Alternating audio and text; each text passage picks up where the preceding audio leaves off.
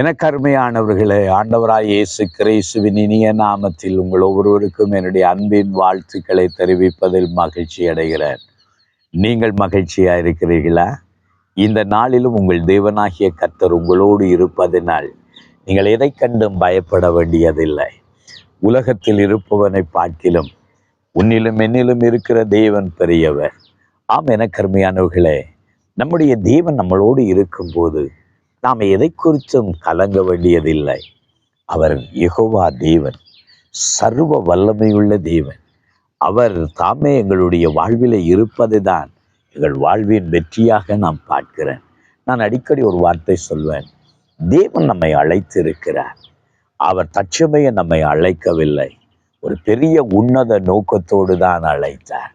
அப்படித்தான் என்னையும் அழைத்தார். நானாக அவரை தெரிந்து கொள்ளவில்லை, அவர் என்னை தெரிந்து கொண்டார். நான் அவரை நேசிக்கவில்லை, அவர் என்னை நேசித்தார். இன்றைக்கும் யோசிப்பேன், ஏன் என் ஆண்டவர் என்னை அழைத்தார்? எதற்காக என்னை அழைத்தார்? எத்தனையோ தகுதியான மனிதர்கள் இருக்கிறார்கள். தகுதியில்லாத என்னை, பலவீனமாயிருந்த என்னை, ஒன்றுமில்லாத இருந்த என்னை, ஒரு முட்டாள்தனமாய் வாழ்ந்திருந்த என்னை, ஒரு பலவீனனாய் இருந்த என்னை, ஒரு வியாதிஸ்தனாய் இருந்த என்னை தேவன் என்னை தூக்கி எடுத்தாரே, அதுதான் தேவனுடைய அகாபே அன்பு. ஆம், எனக்கு அருமையானவர்களே, அந்த தேவன் உன்னையும் தான் அழைத்தார். அழைத்தவர் உண்மையுள்ளவராய் இருக்கிறார்.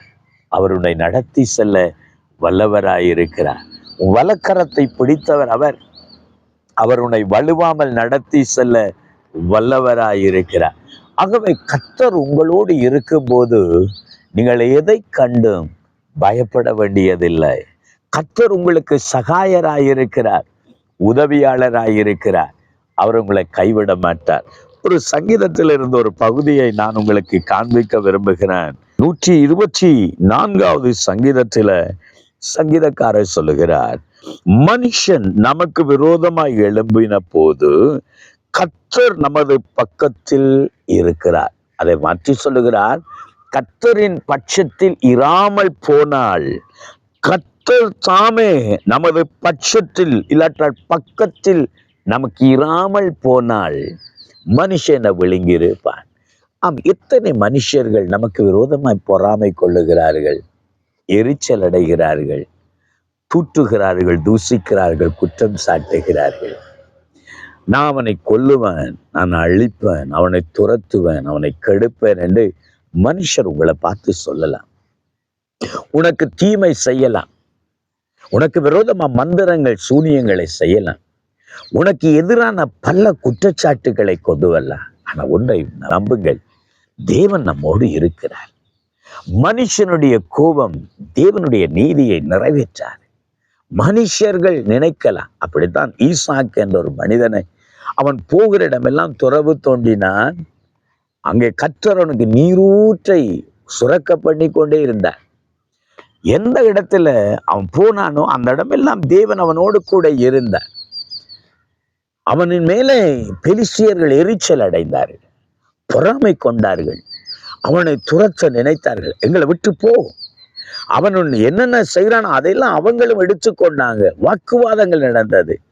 ஆனால் ஒரு நாள் அதே சத்துருக்கள் வந்து சொன்னாங்க, நீ கர்த்தராலே ஆசீர்வதிக்கப்பட்டாராமே, கர்த்தர் உன்னோடு கூட இருக்கிறாராமே என்று சொன்னான்.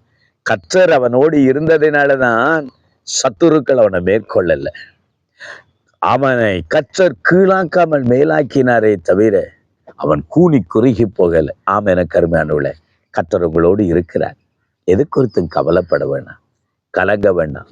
உங்களுக்கு என்று கர்த்தர் செய்ய நினைத்தது ஒரு நாளும் தடைப்படாது. சாத்தான் தடைப்படுத்த முடியாது, மனுஷன் அதை தடைப்படுத்த முடியாது, உங்களுடைய அயலகர்த்தர்கள் அதை தடைப்படுத்த முடியாது. கர்த்தர் உங்களுக்கு என்று ஒரு திட்டத்தை வைத்துக்கார். உங்களை அழைத்த தேவன் உண்மையுள்ளவர். அப்படி உங்களை நடத்தி செல்ல வல்லவராயிருக்கிறார்.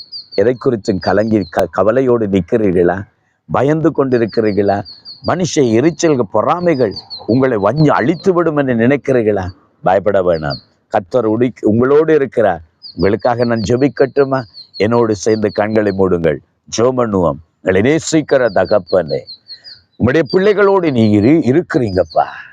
மனுஷனுடைய கோபம், மனுஷனுடைய தீமை, எரிச்சல்கள், பகைமைகள் பிள்ளைகளை மேற்கொள்ளுவது இல்லை. நீர் உம்முடைய பிள்ளைகளை அழைத்த தேவன். ஆண்டவர், ஒரு நாள் உம்முடைய பிள்ளைகளை கைவிட மாட்டீர். கர்த்தர் இந்த நாளிலும் கூட இருங்க. எல்லா பகைமைகளையும் அகற்றுங்க. இசைக்கு சித்தினா முடியட்டும், ரெகபோ தொடங்கட்டும்.